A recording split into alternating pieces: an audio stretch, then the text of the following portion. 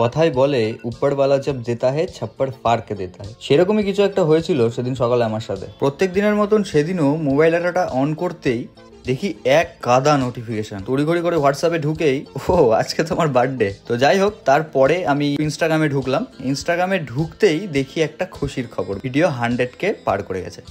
তো যাই হোক, খুশি পরে সেলিব্রেশন করা যাবে, কিন্তু আমার এক জায়গায় যাওয়ার ছিল, তাই জন্য তাড়াতাড়ি করে উঠে আমি রেডি হয়ে নিলাম। আমি দেবজিৎ, তোমরা দেখছো আমার ডেইলি ভ্লগের পার্ট 1।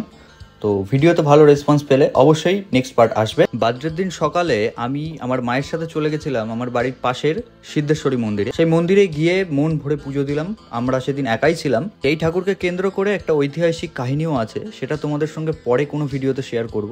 এখন তোমরা দেখছো সেই মায়ের বিগ্রহ।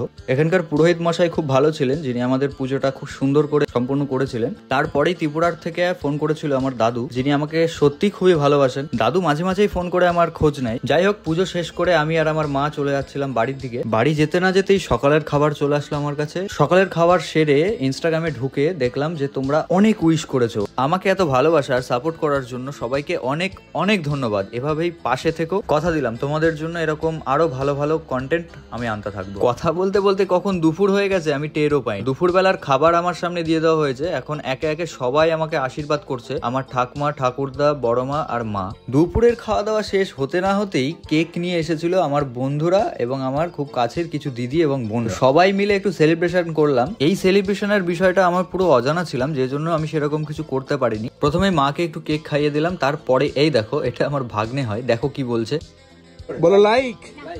যাই হোক, সবাই একটু ভিডিওটা লাইক করে দিও। যদি আমাকে ইনস্টাগ্রাম বা ফেসবুকে দেখে থাকো অবশ্যই ফলো করে নিও, আর যদি ইউটিউবে দেখে থাকো তাহলে চ্যানেলটা সাবস্ক্রাইব করে নিও। এরকম ভিডিও আরো আসতে চলেছে। সেলিব্রেশন শেষে সবাই চলে গেল নিজের বাড়ির দিকে। তো যাই হোক, আজকের ভিডিওটা এখানেই শেষ করছি। আবারও দেখা হবে নতুন কোনো মিনি ভ্লগে।